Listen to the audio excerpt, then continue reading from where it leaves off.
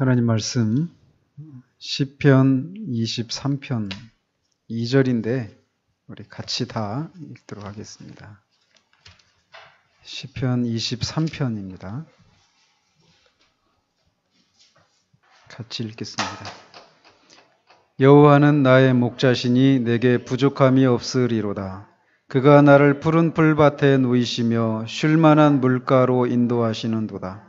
내 영혼을 소생시키시고 자기 이름을 위하여 의의 길로 인도하시는도다. 내가 사망의 음침한 골짜기로 다닐지라도 해를 두려워하지 않을 것은 주께서 나와 함께 하심이라. 주의 지팡이와 막대기가 나를 안위하시나이다. 주께서 내 원수의 목전에서 내게 상을 차려주시고 기름을 내 머리에 부으셨으니 내 잔이 넘치나이다. 내 평생의 선하심과 인자하심이 반드시 나를 따르리니 내가 여호와의 집에 영원히 살리로다. 아멘. 오늘은 천루역정 제36가 생명수의 강과 샛길 초원이란 제목으로 살펴보도록 합니다. 지난주에는 크리스천과 이 소망이 대마를 대마를 만나고 지나오면서 그 소금 기둥이 되었던 롯의 처 이걸 이렇게 보면서 세상을 향한 그런 욕망을 우리가 경계해야 됨을 교훈 받았습니다. 거기를 이제 지나와서 그 다음의 장면입니다. 보시면 내가 보니 그들은 시원한 강으로 가고 있었습니다. 다윗 왕은 이 강을 하나님의 강이라고 불렀고 사도 요한은 생명수의 강이라고 불렀습니다. 두 순례자는 강둑에 눕기도 했고 그곳을 즐겁게 거닐기도 했습니다.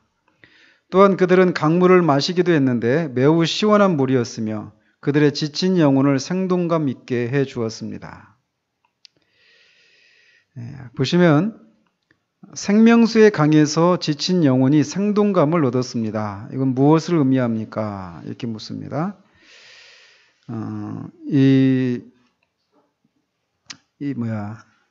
김홍만 박사님은 여기서 이제 은혜의 계절을 의미한다. 그래서 하나님께서 교회에 성령을 이렇게 쏟아 부어 주시는 그런 영적인 부흥을 의미한다. 이렇게 얘기를 하시거든요. 물론 이제 이게 어떤 그런 측면이 될 수도 있겠죠. 그러니까 다시금 우리가 영적으로 갱신되는 어떤 그런 충만함을 누리는 이런 그런 것일 수도 있어요. 근데 제가 보기엔 이게 이제 어떤 부흥이다 이렇게 말하기보다는 우리가 지금 보시다시피 계속해서 보면은 이 대마를 만나기 전에는 허용 시장에서 이렇게 죽을 위기가 있었죠. 그리고 그 앞에서는 사망의 음침한 골짜기를 지나오기도 했고, 그 앞에는 또 아볼론과의 그런 전투도 있었고, 그 장면들을 우리가 생각해 보면 끊임없이 뭐였냐면 싸우는 거였어요. 그죠? 끊임없이 전쟁을 해야 되는 악령과의 마귀와의 그런 전쟁, 그다음에 세상과의 전쟁, 그죠? 그리고 그 자기의 믿음을 지키기 위해서 때로는 목숨을 담보로 해야 하는 그런 치열한 싸움을 계속해서 싸워왔단 말이죠.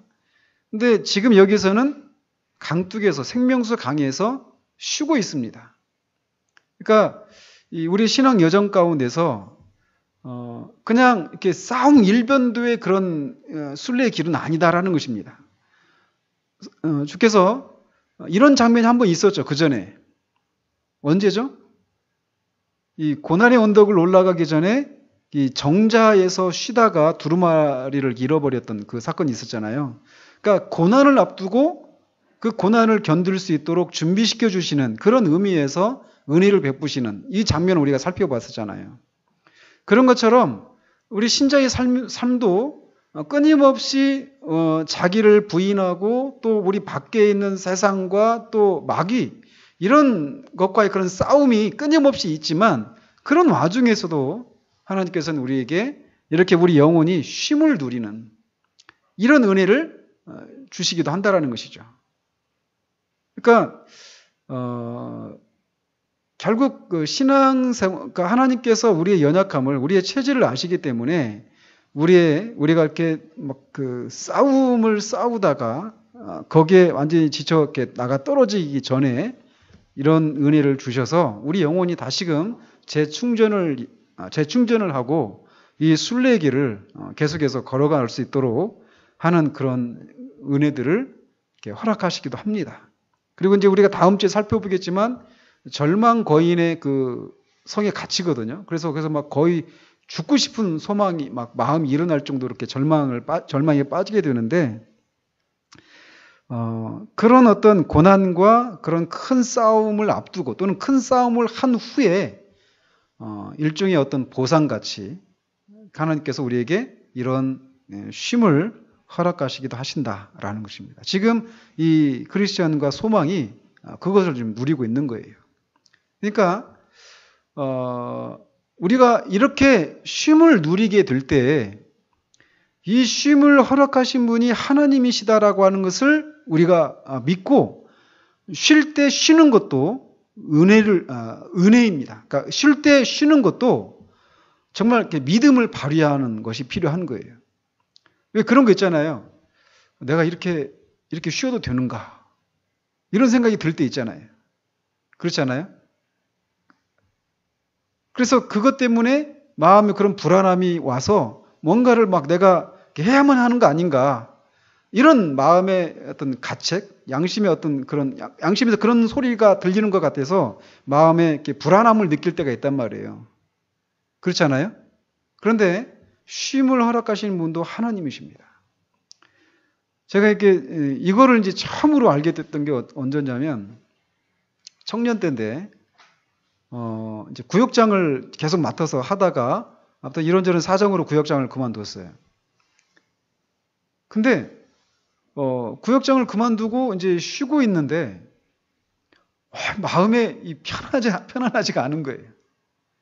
그러니까 뭐냐면 왜 교회 안에서 어떤 누군가가 하나님 일을 하다가 또는 막 주님을 위해서 막 열심을 냈던 사람이 갑자기 쉰다든지 막 이런 모습을 볼 때 흔히 어떤 생각들을 합니까? 저 사람 지금 시험에 들었구만. 그죠? 그런 생각을 한단 말이에요. 그래서 이 마음에 그런 사람들의 시선들을 느끼면서 더 마음에 불안함을 느낍니다. 저도 이제 그때 그런 시간을 이렇게 지나면서 물론 이제 여기하고 딱 100% 이렇게 일치하지는 않아요. 근데 비슷한 그런 경우라고 생각이 돼야죠. 근데 그런 시선들을 의식하면서 마음에 그런 불안함들이 이렇게 밀려온단 말이죠.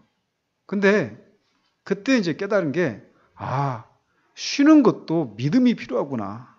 그러니까 쉬는 것도 하나님을 향한 믿음을 발휘하는 것이 필요하구나. 이거를 이렇게 깨닫게 되었었어요. 지금 이 두 사람은 하나님이 주시는 쉼을 지금 누리고 있는 겁니다. 그러니까 여기서 할 일은 뭐냐면 그거를 만끽하는 거예요. 하나님이 주신 쉼을 만끽하는 겁니다. 그것이 하나님을 위한 일이에요. 이 상황에서는. 근데 우리는 이거를 모르고 마음에 쉴 때도 쉬는 것 같지 않고 이런 게 있단 말이죠. 그러나 지금 이들은 그런 상황이라고 저는 보여집니다. 그래서 지금 계속 보시면 뿐만 아니라 강의 양쪽 두 개는 매우 푸른 나무들이 있었는데 열매들이 달려 있었습니다. 나무 잎사귀는 약으로 사용되고 나무 열매들은 맛이 있었습니다. 두 순례자는 과식에서 생기는 질병과 여행 때문에 피가 뜨겁게 되어 생기는 질병을 막으려고 나무 잎사귀를 먹었습니다.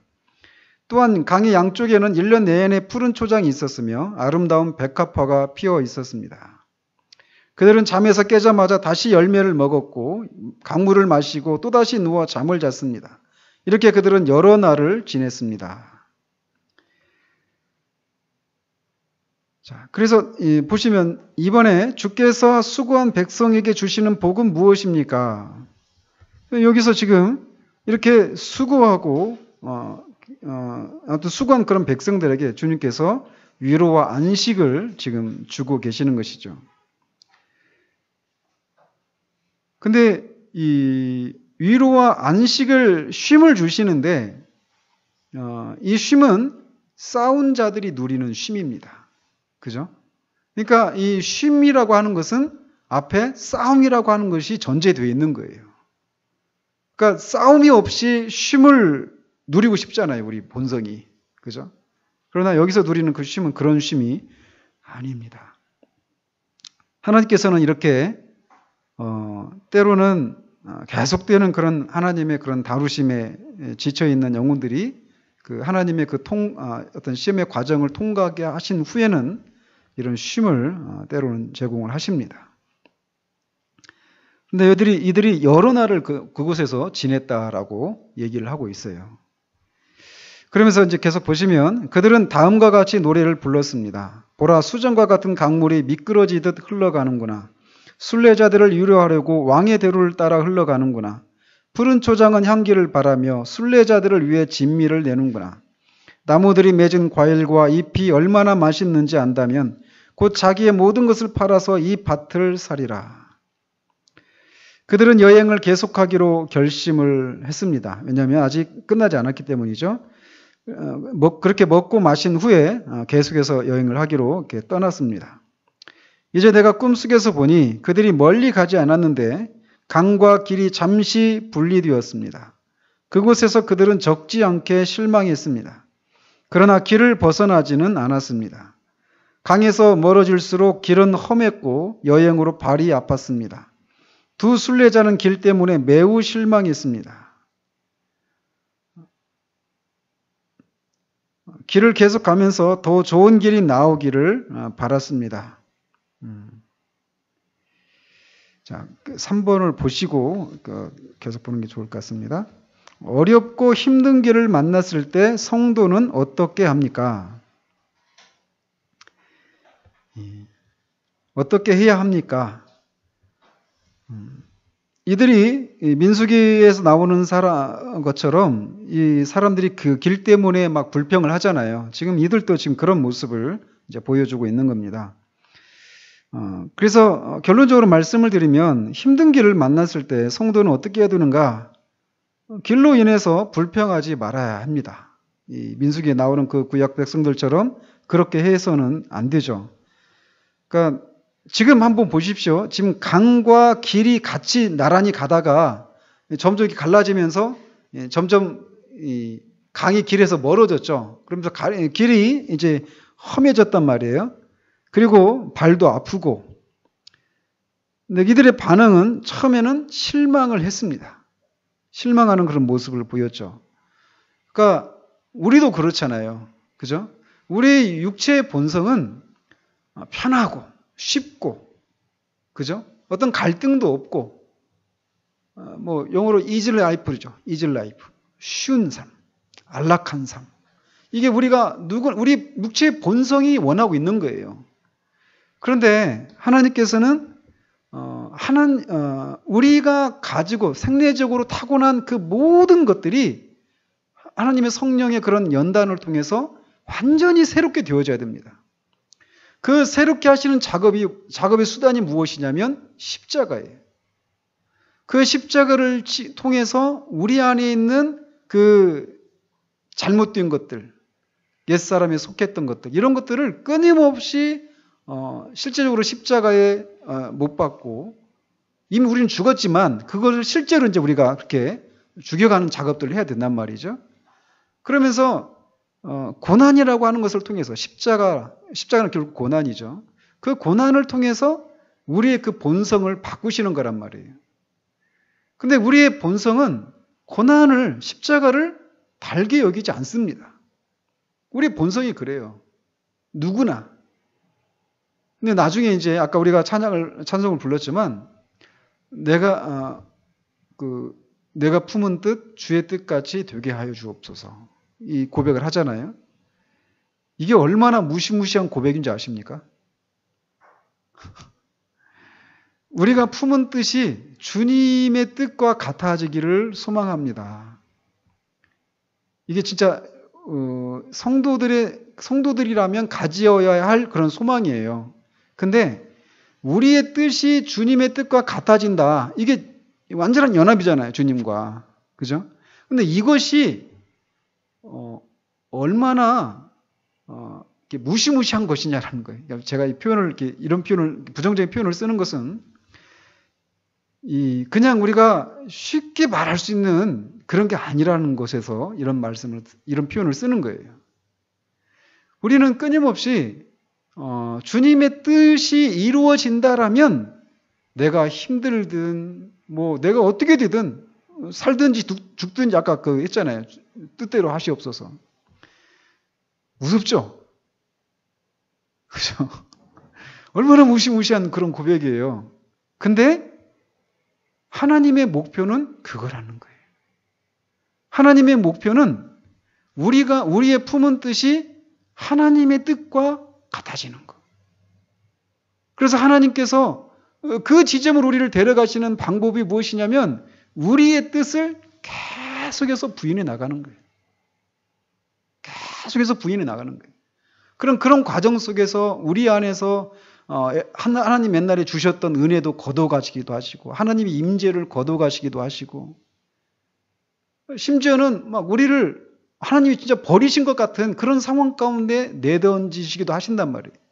그런데도 그런 상황 가운데서도 끝까지 하나님의 뜻만 이루어진다라면 내가 죽어도 상관하지 않겠다라고 하는 데까지 우리를 이끌어 가시는 것이 하나님의 목표란 말이에요. 그것을 그렇게 되어야만 우리가 무너지고 우리가 죽어야만 우리 안에 계신 주님이 나타내시니까. 그런 것이기 때문에 하나님께서는 그런 과정에서 이렇게 고난이라고 하는 것을 사용하신단 말이에요. 근데 우리는 고난이 오면 빨리 하나님이 이 고난을 걷어가시기만을 구하잖아요. 그죠? 근데 우리가 점점 자라가면 자라갈수록 이 고난을 통해서 하나님께서 내 안에 있는 그 무엇을 다루시기를 원하시는가? 이거를 이제 묻고 여기에서 하나님께서 제게 무엇을 하나님께 내어드리기를 원하시는지를 묻고 그것을 요구하실 때 내어드리는, 순종하는 그런 모습을 하나님이 우리에게 기대하신다는 것입니다. 그래서 인생의 행로 가운데서 이렇게 험한 길을 만나는 거예요.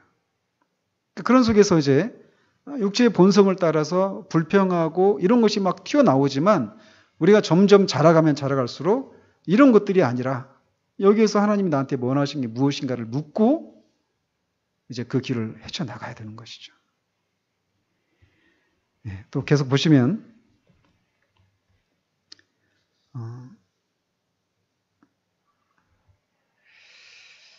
길을 계속 가면서 더 좋은 길이 나오기를 바랐습니다. 얼마 후 그들 앞에 길의 왼쪽으로 초원이 나왔습니다.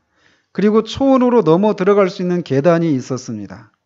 그때 크리스천이 소망에게 말했습니다. 이 초원이 우리의 가는 길을 따라간다면 그리로 들어갑시다. 그들은 초원으로 넘어갈 수 있도록 담장에 걸쳐 있는 층계로 올라갔습니다. 그리고 초원을 바라보았습니다. 담장의 다른 쪽에 순례길과 함께 놓인 오솔길이 있었습니다. 저의 소원대로 여기에 쉬운 길이 있습니다. 선한 소망씨, 이리 오셔서 함께 갑시다. 4번에 크리스천이 소망에게 말하는 것은 어떤 판단에서 나온 것입니까? 이 초원이 우리 길을 이 순례길과 같이 계속 가고 있는 것이라면 초원으로 들어갑시다. 이렇게 얘기를 해요. 그러니까 초원은 지금 자기들이 겪고 있는 그 길과 비교했을 때 굉장히 쉬운 그런 길처럼 보였죠. 푹신푹신하고 이렇게 쉼을 제공할 수 있는 그런 길처럼 보였던 것이죠. 눈에 보기에 볼 때 이게 좋아 보였단 말이죠. 그래서 이제 그렇게 이제 그 길로 가자라고 했던 것이죠. 그래서 어쨌든 우리가 가려고 하는 그런 길로 우리를 인도한다면 뭐 우리가 이 험한 길로 가든 아니면 조금 더 편한 길로 가든 무슨 상관 있겠습니까? 이런 거잖아요. 그죠? 근데 순례길에서는 곁길이라고 하는 것은 없습니다. 순례길에서 벗어나는 것은 결국은 실패로 끝나게 됩니다. 그래서 가장 좋은 길은 뭐냐면 우리가 그 찬양 여러분 내 주의 뜻대로 행하시옵소서 이 찬양을 잘 새겨가면서 부르셔야 돼요. 그러니까 뭐냐면 우리의 보기에 하나님 앞에 하나님 이렇게 하는 것이 좋지 않겠습니까? 이렇게 하나님 앞에 뭔가 훈수를 하는 거 이거는 우리가 하나님보다 더 지혜롭고 어떤 상황들을 더 잘 파악하고 있다라고 하는 그런 생각에서 나오는 거란 말이에요. 왜냐하면 우리의 모든 것을 다 하나님 앞에 맡겨드리는 거 있잖아요. 정말 그 주님의 그 선하신 판단에 그 주님의 지혜로움에 우리를 완전히 맡겨드리는 거 이것이 생명의 길이다라는 것입니다. 그래서 하나님이 우리를 인도하시는 대로 우리의 삶이 이렇게 그 하나님의 인도를 따라 순종하며 살아가는 것이어야 되지. 우리의 삶을 어떤 설정에 해놓고 이러이러한 삶을 살기 위해서는 이 상황에서 나한테 이러이러한 상황들이 필요하지 않겠습니까? 이런 식으로 하나님 앞에 우리의 삶의 어떤 조력자로 하나님을 삼는 것은 정상적인 그런 그리스도인의 모습이 아니다라는 것입니다. 지금 크리스천은 지금 잠시 받는 그런 힘든 그런 고난 이런 것을 조금 덜해볼 그런 심산으로 육신적인 생각에 초원으로 가는 것이 더 좋은 길이 아닌가라고 하는 그런 제안을 했던 것이죠. 자, 그런 제안을 받고 소망이 얘기를 합니다. 그러나 이 길이 우리에게 길을 벗어나게 한다면 어떻게 합니까? 그렇지 않을 겁니다. 보십시오. 순례길과 같이 가고 있지 않습니까? 자, 5번에 보면 크리스천이 범하는 죄는 무엇입니까? 크리스천과 그 전에 대마를 저번 주에 만났을 때 대마하고 그다음에 롯의 처 이 장면을 보면서 소망하고 크리스천 중에서 누가 신앙 연륜이 누가 더 성숙한 그리스도인으로 알려졌죠? 크리스천이었잖아요. 그죠? 그러니까 지금 여기서도 지금 그렇습니다. 지금 더 성숙한 신앙적인 그런 경험도 많고 더 성숙한 크리스천이 자기보다 어린 그런 신앙인인 소망에게 이렇게 얘기를 하는 거예요. 그러니까 합시다. 이 초원으로 갑시다. 이렇게 하면서 제안을 하잖아요. 이런 행위들이 무엇이냐면 하나님 앞에 이 길이 옳은지 아닌지, 그러니까 하나님께서 이것이 하나님의 인정을 받는 그런 길이라고 하는 이런 확신도 갖지 않은 채 크리스천은 지금 자기 생각에 이게 옳은 길이라고 생각하면서 자기보다 어린 사람한테 이게 옳은 길이니까 갑시다. 이렇게 제안하는 거란 말이에요. 그죠? 그러니까 이렇게 했을 때 흔히 생각하기에 그렇잖아요. 교회 안에서 어떤 사람이 더 성숙한 그리스도인이 있어요. 근데 그보다 더 어린 그런 신자가 어떤 상황을 놓고 어떤 것이 하나님의 뜻인가 아닌가 이렇게 이제 결정을 해야 되는 이런 상황 가운데 있을 때 성숙한 사람이 이쪽이 하나님의 뜻이다 이렇게 얘기했을 때 어린 신자가 그 생각을 거부하는 것이 쉽지가 않단 말이에요. 그죠? 오히려 그 상황에서 그 성숙한 신자의 의견이 성숙한 사람이니까 당연히 옳겠거니 하면서 이렇게 따라가기가 쉽단 말이죠. 근데 이 소망이 뒤에서도 보이지만 소망은 계속 마음에 내켜하지를 않았어요. 이 길을 가는 것에 대해서. 그러니까 어떻습니까? 크리스천은 확신이 없는 채 이렇게 얘기합니까? 아니죠. 자기 나름의 확신을 가지고 얘기하고 있는 것이고 소망은 아직 마음에 그런 확신이 없어요. 아직 자기 그 양심이 편하지가 않은 거예요. 이 길을 가는 것에 대해서. 자, 이렇게 됐을 때 어떤 상황을 놓고 한 상황인데, 똑같은 상황이잖아요. 똑같은 상황인데 어떤 사람이 그 상황을 놓고 양심에 어떤 자유함이 없어요. 꺼림이 있어요. 그런 상황 가운데 있을 때 누구도 그 사람의 양심을 좌지우지해서는 안 된다라는 것입니다. 그러니까 하나님께서 각자에게 하나님께서 그들을 다루시는 방식이 다 달라요. 그래서 하나님의 그 빛이 각자에게 다 다른 정도로 있단 말이죠. 이를테면 고린도전서 8장, 9장, 10장에 나오는 게 거기서 교회에서 문제가 되었던 게 무엇이냐면 우상에게 바쳐진 그 고기를 먹어도 되는가 안 되는가 이 문제였어요. 고린도 교회 안에서 문제가 발생한 게. 근데 성숙한 그리스도인들은 자유함을 가지고 있었던 그런 그리스도인들은 세상에 참신은 하나님 한 분뿐이다.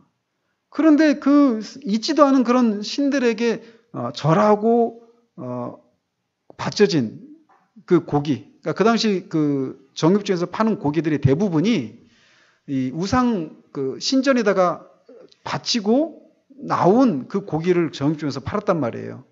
그러니까 대부분 고기가 다 그렇게 이 우상에게 바쳐진 그런 제물이었단 말이죠. 우리나라에서 그러잖아요. 제사상에 올린 그걸 크리스천이 먹어야 되는가 안 먹어야 되는가 이런 문제가 있을 수 있잖아요. 양심에.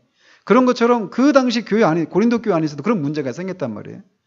근데 신앙이 이제 있는 성숙한 사람들은 하나님 한 분뿐이니까 없는 존재에게 절하고 바쳐진 그 제물은 아무 의미가 없다. 그러니까 먹어도 상관이 없다. 이런 입장이었고 어린 신자들은 양심에 꺼림이 있는 거예요. 어쨌든 귀신한테 바쳐진 그 제물을 먹는 것이 우리가 이 마음에 그런 자유함이 없는 거예요. 그럴 때 그러면서 교회 안에서 문제가 생긴 거예요. 먹어도 된다라고 하는 입장에 있는 사람들은 먹지 못하는 사람들을 보면서 그들의 그 신앙이 어린 것을 비판하는 거예요. 성경 봐. 하나님만 참 신이잖아. 그분만이 살아계신 분이시잖아. 다른 것은 다 신이라고 이름 불려지는 것은 다 우상이고 만들어진 신이잖아. 그러니까 먹어도 상관없어 하면서 먹지 못하는 그들을 막 다그치고 비난하는 거죠. 그리고 먹지 못한다고 생각하는 그 사람들은 먹는 사람들을 보면서 또 판단하는 거예요. 아니, 저 사람이 정말 믿음이 좋은 사람인 줄 알았더니 어떻게 저런 우상에 바쳐진 재물을 먹을 수 있지? 이렇게 생각하는 거죠. 자, 그러면서 각자의 양심을 따라서 행동하는 거잖아요. 그죠? 먹는다고 먹을 수 있다라고 생각하는 사람도 그렇고 먹지 못한다고 생각하는 사람도 각자의 양심을 따라서 그렇게 행동하고 있는 거잖아요.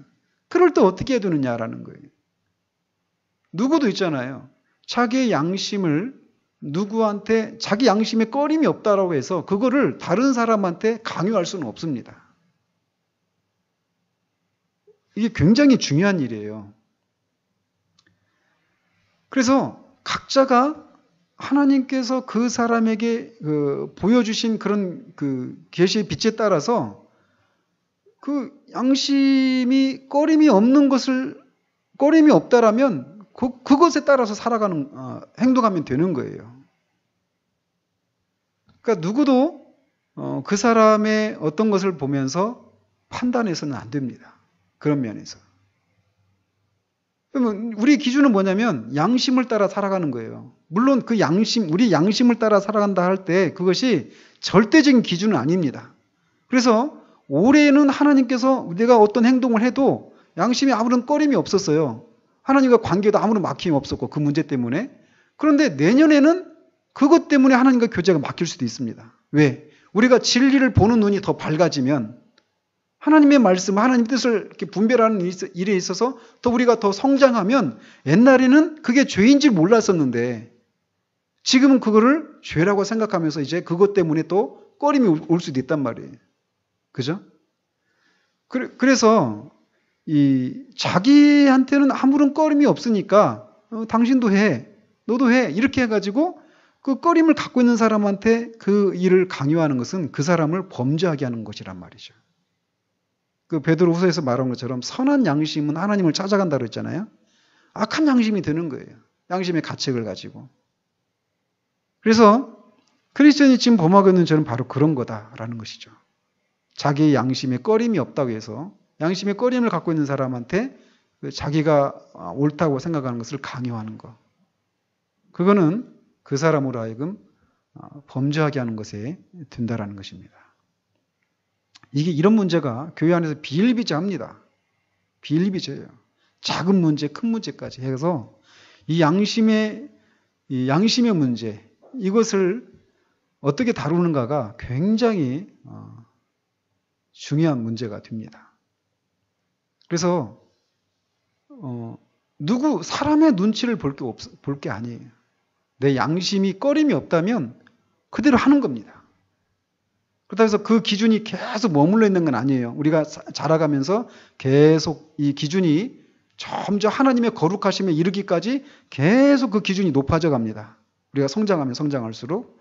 그렇기 때문에 지금 현재 하나님이 나한테 이 문제에 대해서 나를 하나님께서 책망하지 않으신다면, 그래서 내 양심에 아무런 꺼림이 없다면 그대로 가는 겁니다. 근데 이렇게 하고 있을 때 다른 사람이 그런 나에 대해서 이렇게 저렇게 판단하는 것에 대해서 생각할 필요가 없는 거예요. 그런 동의가 교회 안에 전체적으로 이루어져야 되는 것이죠. 아시겠죠? 이 문제를 더 구체적인 사례를 가지고 막 더 얘기를 하고 싶어요. 왜냐하면 이 문제 때문에 참 많은 사람들이 어려움을 갖고 있거든요. 그러니까 하나님 앞에서는 꺼림이 없는데 사람의 시선 때문에 힘들어가지고 이 신앙생활 하는 게 어려움을 겪는 경우들이 많단 말이에요. 예를 들면 교회에서 건축을 하기로 했다. 건축하는 것이 하나님의 뜻이다. 이렇게 딱 교회에서 하고 건축을 막 하는데 나 이건 아닌 것 같은데 양심에 어떤 꺼림이 있어요. 안 해요. 그럼 그 사람 어떻게 됩니까? 그 교회 안에서 완전히 찍히죠. 제 청년 때 그랬어요. 교회가 다 건축하는 게 하나님 뜻이다 하면서 가는데 저는 제 안에서 양심이 허락지 않는 거예요. 완전 외톨이 됐죠. 완전히. 그래서 그때부터 제가 문제아로 찍혔습니다. 근데 저는 그때 그 시간을 지나면서 하나님 앞에 이걸 중요한 걸 깨달았어요. 양심을 따라 사는 거예요. 내 양심을 따라서. 누가 옆에서 아무리 똥꼬집이고 뭐라고 해도 하나님이 나한테 주신 그 빛을 따라서 나는 살아가는 거예요. 그러면 되는 거예요. 그 자유함이 얼마나 놀라운지 아십니까? 우리는 항상 자유함을 누리면서 살아가야 됩니다. 어떤 선택을 하든지 간에.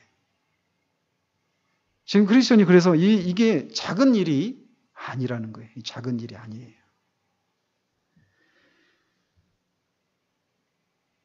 결국 소망은 크리스천의 설득되어서 크리스천을 따라 층계 계단을 넘어 초원의 오솔길로 들어갔습니다. 그의 발은 매우 편해졌습니다. 6번에 보면 실제적으로 순종의 길에서 벗어나도 잠깐은 어떠합니까? 요나가 하나님의 얼굴을 피해서 다메섹으로 도망갔잖아요. 다시스로 도망갔잖아요. 근데 피하려고 하는데 마침 그쪽으로 가는 배를 탔죠. 그리고 또 배도 잘 나갔고 순풍을 만나서. 그러나 결국은 우리가 알다시피 그런 풍랑을 만나잖아요. 그러나 처음에는 이것이 하나님의 뜻이다라고 이제 가는데 그 하나님의 뜻이다 아니다라고 하는 것을 무엇으로 우리가 검증하려고 합니까? 그죠? 그 표현이 잘 나오잖아요. 마침.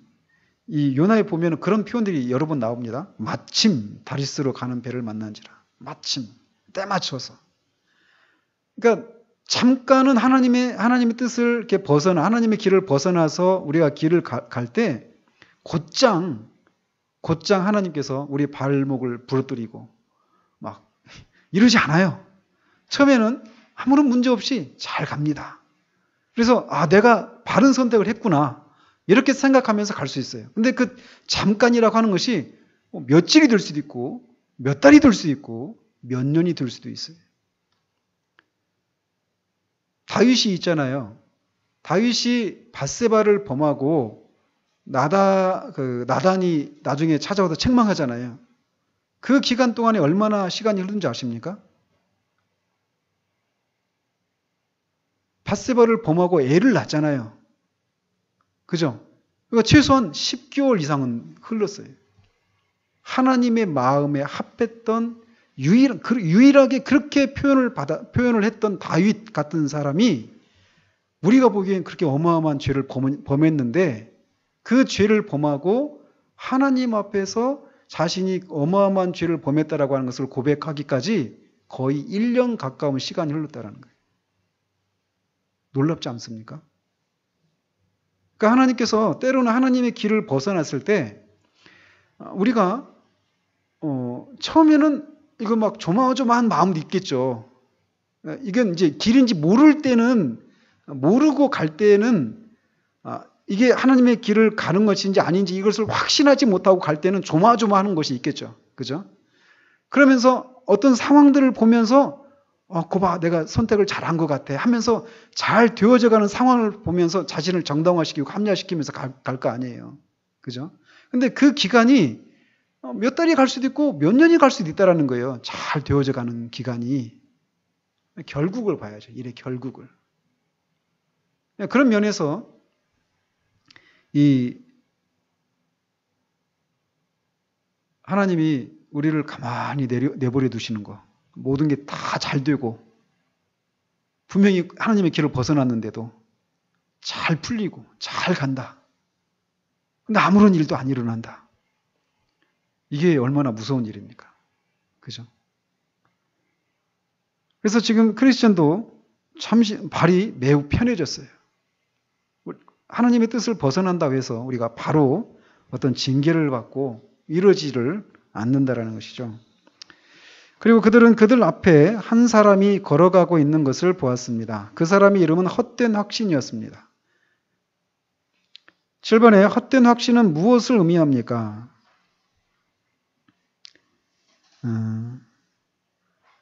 이제 그 뒤에까지 이렇게 봐야 될 것 같은데, 그 7번, 8번을 이제 묶어서 해야 되겠어요. 두 순례자는 그 사람을 불렀습니다. 그리고 이 오솔길이 어디로 가는 길이냐고 물었습니다. 그 남자는 천성의 문으로 인도한다고 대답했습니다. 보세요. 제가 당신에게 그렇게 말하지 않았습니까? 우리는 바른 길에 있습니다. 라고 크리스천이 말했습니다. 그러나 밤이 되어서 계속 어두워져 앞에 가던 사람을 볼 수 없었습니다. 그러니까 7번은 헛된 확신은 무엇을 의미합니까? 이거는 이제 이 크리스천이 이 사람한테 길을 묻잖아요. 그러니까 이게 옳은 길입니까? 아닙니까? 이렇게 묻는 거잖아요. 그러니까 자신의 선택이 옳은지 아닌지 사람으로 하여금 이렇게 확신을 받고자 하는 이런 거잖아요. 그죠? 그러니까 결국은 이 사람의 조언을 이제 구하는 거죠. 그러니까 자기가 선택한 길이 옳은지 아닌지 이거를 확인받기 위해서 사람들의 의견을 이렇게 청취하는 거죠. 물론 때로는 우리가 하나님의 성령께서 우리를 인도하실 때 우리를 이렇게 집단적으로 인도하십니다. 이게 무슨 말이냐면 성령은 각 개인 안에 이렇게 머무시잖아요. 신자들 안에. 근데 성령께서는 우리 개인을 인도하실 때 공동체 안에 있는 우리를 인도하시는 거예요.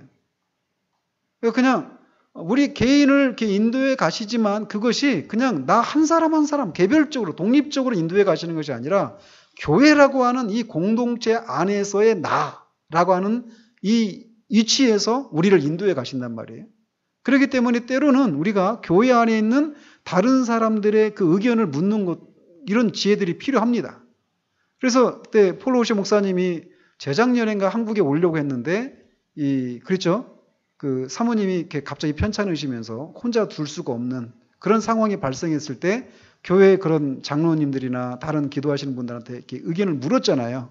그죠? 내가 여기 가는 게 이런 상황인데도 가서 말씀을 전하는 게 옳으냐? 아니면 잠시 뒤를 이렇게 다음 기회를 보는 게 옳으냐? 이렇게 물었잖아요. 아주 지혜로운 것이죠. 왜? 성령께서 우리를 어떤 일을 할 때, 우리가 어떤 선택을 할 때 교회 공동체적으로 공동체 안에 있는 한 개인으로서 우리를 인도하시기 때문에 그렇게 다른 사람의 조언을 얻는 것이 굉장히 중요해요. 이런 면에서 우리가 우리가 지금 어떤 결정을 하려고 할 때, 우리가 개인적인 어떤 결정을 하려고 할 때, 이게 교회 안에서 어떤 파장을 미칠 것인지, 또 교회라고 하는 이 전체 안에서의 나를 생각하면서 어떤 선택을 하고 하나님의 뜻을 물으면서 가는 이런 것이 우리 가운데 필요하단 말이에요. 그죠? 이런 측면에서 사람에게 자기의 선택이 옳은 것인지 아닌지 이걸 조언을 이렇게 구하는 것은 굉장히 지혜로운 것이고 성경적입니다. 그죠? 그러나 지금 크리스천 같은 경우는 이 경우는 지금 그런 경우는 아니죠. 그죠? 그러니까 크리스천 같은 경우는 지금 자신의 그 선택에 대해서 사람으로부터 인정을 받으려고 하는 거예요. 그래서 자기가 선택한 것에 대한 확신을 얻으려고 하는 것이죠. 그 사람의 이 말을 통해서. 그래서 헛된 확신인 거예요. 확신은 어디로부터 오느냐? 하나님의 성령께서 우리에게 우리 영혼에게 직관적으로 말씀해 주시는 거예요. 하나님의 뜻을. 그리고 그것이 그런 확신을 가지고 또 주변에 있는 사람들과 얘기를 했을 때 교회적으로 성령께서 우리를 인도하시기 때문에 다른 사람들에게도 그런 동일한 확신들을 주시면서 더 큰 확신을 가지고 그 어떤 행동을 할 수 있게 만드시는 것이죠. 그러나 이것은 거꾸로 된 거예요.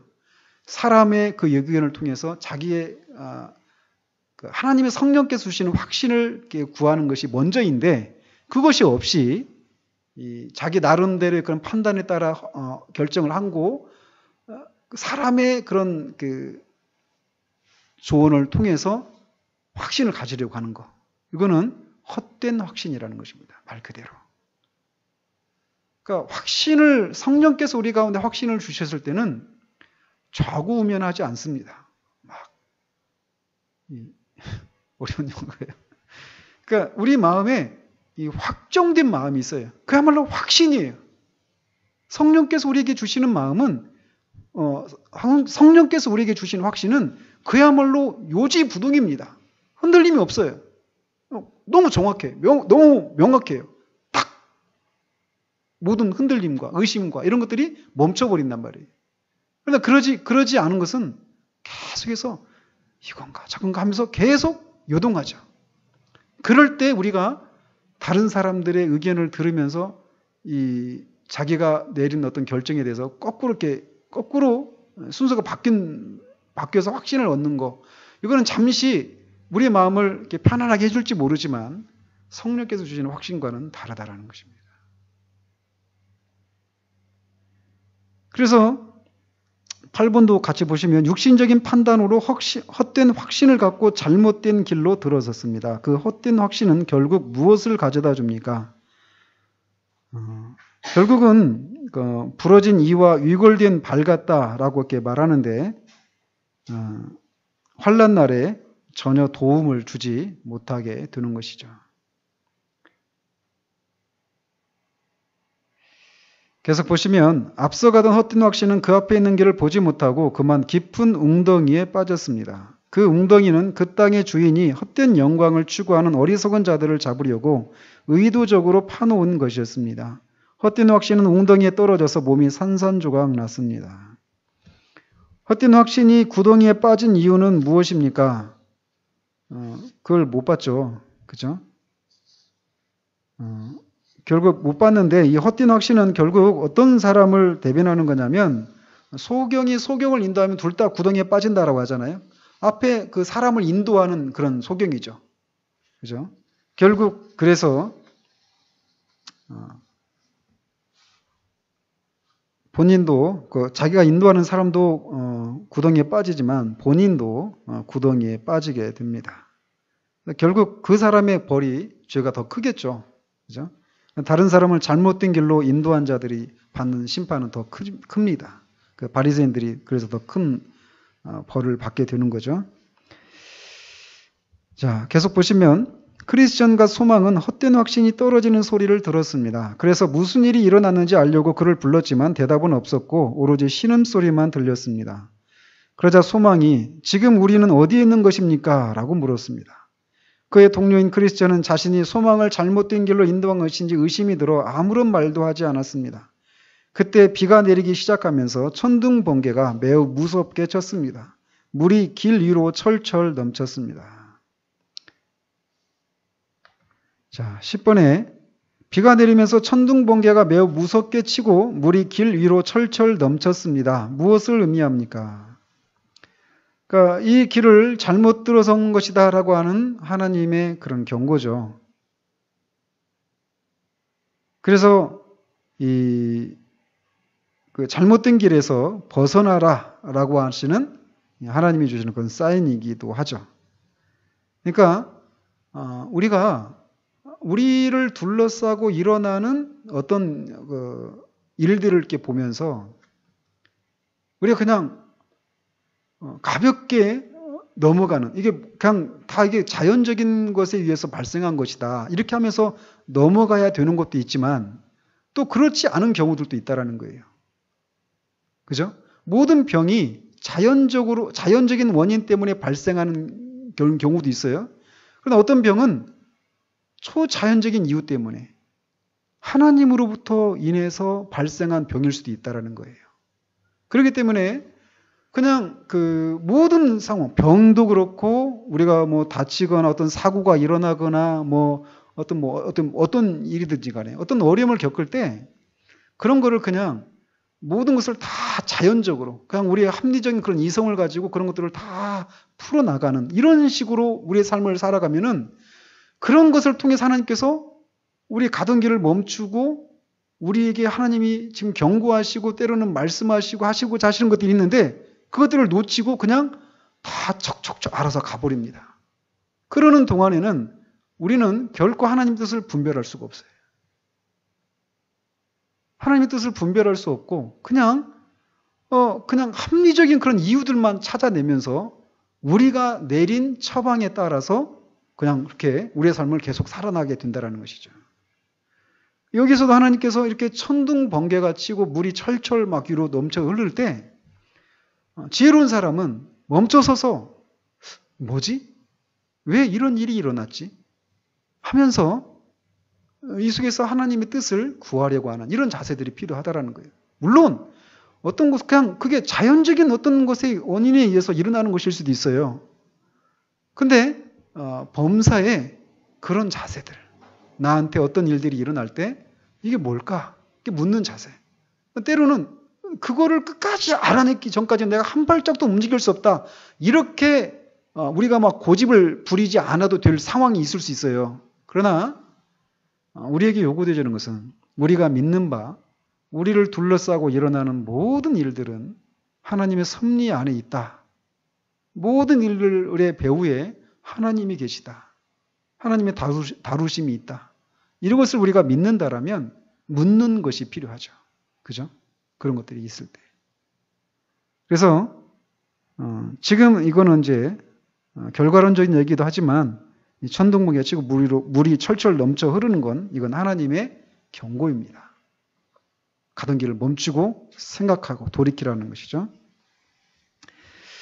그러자 소망이 신음하면서 말했습니다. 그냥 내가 생각했던 대로 길을 갔어야 했는데 이 초장길이 순례길에서 벗어나게 만들지 누가 생각이나 했겠습니까? 크리스천이 말하자. 저는 처음부터 이것을 걱정했습니다. 그래서 제가 당신에게 부드럽게 경고한 것입니다. 제가 더 분명하게 말하고 싶었지만 당신이 저보다 연장자여서 그렇게 하지 못했습니다. 11번에 사람의 형편을 보고서 진리에 대해서 머뭇거릴 것이 아니라 어떻게 해야 합니까? 거리낌 없이 말을 해야 되겠죠. 물론 여기에도 이제 지혜가 필요하죠. 그죠? 그러니까 욥기에도 그 엘리후라고 하는 그 욥의 친구 중에 한 사람은 굉장히 나이가 어린 사람이었잖아요. 그죠? 엘리바스, 빌닷, 소발, 이 사람, 나아만, 이 사람 같은 경우는 이 나이가 많아서 계속 그 세 사람과 욥이 논쟁을 하다가 맨 마지막엔 가서야 엘리후가 이제 얘기를 하잖아요. 그죠? 당신이 나보다 연장자고 해서 이제 머뭇거리고 있느라고. 그러다가 이제 얘기를 하잖아요. 그러니까 그런 자세들은 필요하죠. 그런 지혜들은. 그러나 옳고 그름이라고 하는 것을 하나님의 뜻인가 아닌가 이런 문제를 가지고 얘기를 할 때, 진리에 대해서 얘기할 때 상대방이 나이가 많으니까 어떤 그런 예의를 갖추려고 하다가 진리를 말하지 못하는 그런 일까지 해서는 안 된다라는 것입니다. 그러나 이게 우리 유교 전통에 우리가 이렇게 물들어 있는 우리 한국교회 안에서 그게 쉽지가 않죠. 특히나 뭐 교회 가장 이렇게 어려워하는 사람이 목사잖아요. 그죠? 목사가 이게 하나님 뜻이다 하고 막 가는데 누가 이렇게 옆에 있는 사람이 목사님 그거 아닌 것 같은데요. 이렇게 얘기하기가 쉽지 않잖아요. 그죠?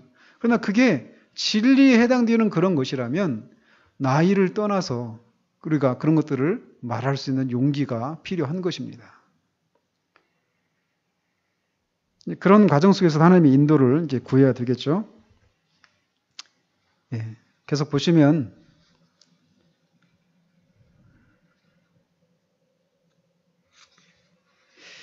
이 초장길이 밑에서 착한 형제여 거리낌 없이 말하십시오. 제가 길을 벗어나게 해서 이렇게 급박한 위험에 처하도록 만들었으니 정말 미안합니다. 내 형제여 저를 용서해 주십시오. 제가 나쁜 의도로 이렇게 한 것은 아닙니다. 크리스천은 소망에게 어떻게 용서를 구했습니까? 크리스천이 나이도 많고 영적으로도 더 성숙한 사람이었지만 어린 신자인 소망에게 정직하게 자신의 잘못을 인정하고 용서를 구합니다. 이게 이제 가장 이상적인 상황이죠. 그죠? 근데 이제 대부분의 경우에 이런 모습을 잘 못 보죠. 불행하게도. 그죠? 나이도 어린 놈이. 네가 알면 얼마나 안다고. 이렇게 하면서 이제 그런 얘기들을 묵살을 하는 경우들이 우리가 많이 경험하는 거죠. 그러니까 그런 경험들이 쌓이다 보면 11번 같은 그런 상황이 이제 발생을 하는 거예요. 그죠?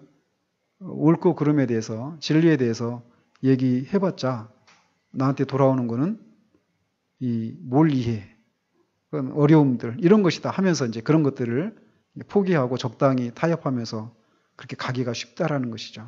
그러나 우리는 그렇게 해야 합니다. 그리고 그런 얘기를 했을 때 정직하게 인정하는 거. 그리고 용서를 구하는 거. 자녀한테 용서를 구하는 거. 목사가 교인들한테 이렇게 용서를 구하는 거. 어른이 더 나이 어린 사람한테 용서를 구하는 거. 이게 쉬운 일은 아니에요. 그러나 그것도 못하는 것은 뭐냐? 자기를 부인하지 않는 거잖아요. 그죠? 그것도 우리는 모든 곳에서 자기를 부인하는 것들이 필요합니다. 이런 것을 통해서 나도 역시 이렇게 실패할 수밖에 없는 그런 연약한 존재다. 하나님이 나를 붙들어 주시지 않으면 안 된다라고 하는 이런 고백인 거죠. 이런 것을 용서를 구하고 하는 이런 모습들이 우리에게 이런 것들이 필요합니다. 우리 자세에서는. 계속 보시면 형제여 안심하십시오. 제가 당신을 용서합니다. 그리고 상황은 더 나아질 것입니다. 소망은 크리스천을 어떻게 용서해 주셨습니까? 기꺼이 용서해 주었죠. 그죠? 예. 그래서 우리에게는 이런 자세들이 필요한 거예요.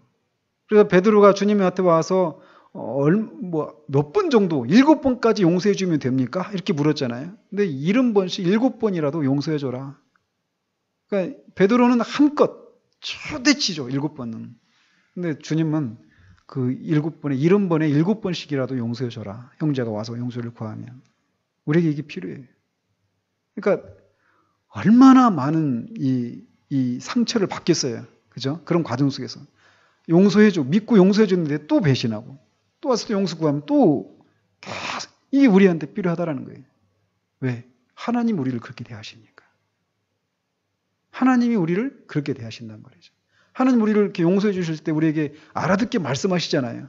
그리고 우리는 그것에 알아듣고 이제 다시는 안 하겠습니다. 하지만 하잖아요. 근데 하나님 우리를 더 이상 나는 너를 참을 수가 없다 하면서 내치지를 않으신다라는 거예요. 그런 용서를 받은 우리도 그렇게 해야 한다라는 것이죠. 그죠? 어떤 책 제목에 용서, 알면서도 못하는 거. 이런 제목이 있습니다. 그만큼 용서하는 게 쉽지 않아요. 그러나 우리에게는 이런 것이 필요합니다. 그리고 이런 용서하는 과정 속에서 우리가 마음이 상하거든요. 우리가. 근데 그렇게 우리가 깨뜨려져야 우리가 더 주님을 닮은 사람이 되어져 가는 거예요. 그런 과정을 통해서. 제가 이렇게 자비로운 형제와 함께 있어서 참 기쁩니다. 그러나 이렇게 여기에 서 있어서는 안 되겠습니다. 어서 서둘러 돌아갑시다.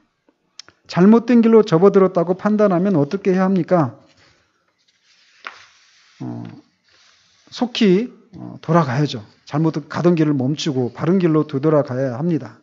그리고 잘못된 길에서 돌아갈 때는 새로운 길을 가는 것이 아니라 가던 길, 원래 가던 길, 그 옳은 길로 가야 됩니다.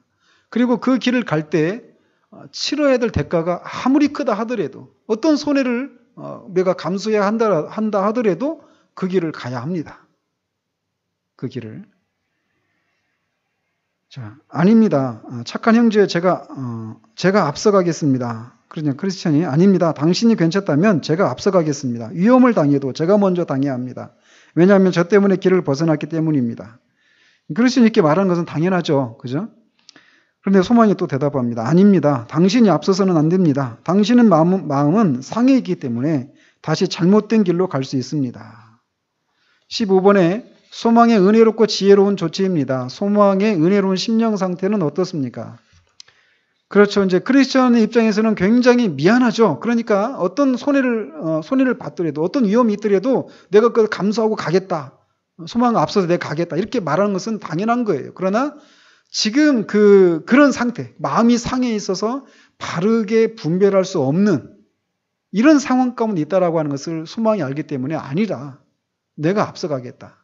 이렇게 얘기를 하죠. 근데 그 마음 속에는 어떤 마음이 갖고 있느냐? 이 크리스천이 갖고 있는 그 짐, 마음의 짐을 소망이 지려고 하는 이런 마음을 가지고 이렇게 지혜롭게 조언을 하는 것입니다. 우리에게도 이런 것들이 필요하죠. 이때 그들은 그들을 격려하는 음성을 들었습니다. 네가 전에 가던 길을 마음에 두라. 돌아오라. 그러나 이때 물이 크게 불어나서 돌아간다는 것은 매우 위험하다고 판단했습니다. 그때 나는 우리가 있는 길에서 벗어나는 것이 나갔던 곳에서 돌아오는 것보다 훨씬 쉬운 것이라고 생각했습니다. 그렇겠죠? 그러나 그들은 위험을 무릅쓰고 되돌아가기로 했습니다. 날은 어두워졌고 물은 크게 범람했습니다. 그래서 되돌아가는 길에서 9번 내지 10번 정도는 물에 빠져 죽을 뻔했습니다. 근데 이제 그게 옳은 길이라는 것을 아니까 이렇게 딱 당하고 나서 그 길을 돌아가는 것은 그 길에서 벗어날 때보다 더 많은 대가를 치러야 되고 많은 위험을 감수해야 했지만 그래도 그런 위험을 감수하고서라도 가는 길이 생명의 길이기 때문에 이렇게 갑니다. 근데 이게 우리는 그냥 이렇게 읽고 끝나지만 실제 한번 우리를 생각해 보십시오. 우리가 하나님께서 명백하게 여러 번 그 길로 가면 안 된다. 그 길로 가면 안 된다. 이렇게 말씀하셨는데도 우리가 계속 고집을 부리면서 갔단 말이에요. 그래서 결국은 경고만 하시다가 하나님께서 실제로 어떤 그런 고난, 징계를 우리에게 내리셨을 때 우리 마음 가운데 그런 것을 통해서 우리의 마음이 겸비해지고 상한 심령으로 주님 앞에 가야 되는데 이런 징계, 이런 어려움들을 겪지 않기 위해서 고집을 부리고 계속 더 강팍하게 가버릴 수도 있다라는 것이에요. 그렇지 않아요? 그러니까 그런 경우들이 우리 가운데 많다라는 거예요. 그러나 여기서 우리가 교훈 받는 것처럼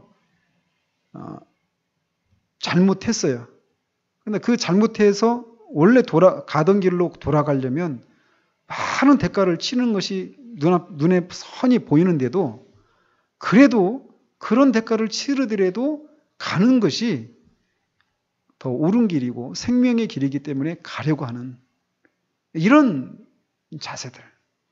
그렇게 해서 갔을 때 하나님께서 우리를 더 알게 하시고 우리 자신에 대해서 더 신뢰하지 않고 오직 하나님만을 더 붙들게 만드는 그런 섭리가, 그런 실패를 통해서도 하나님께서 우리에게 그런 교훈들을 주십니다.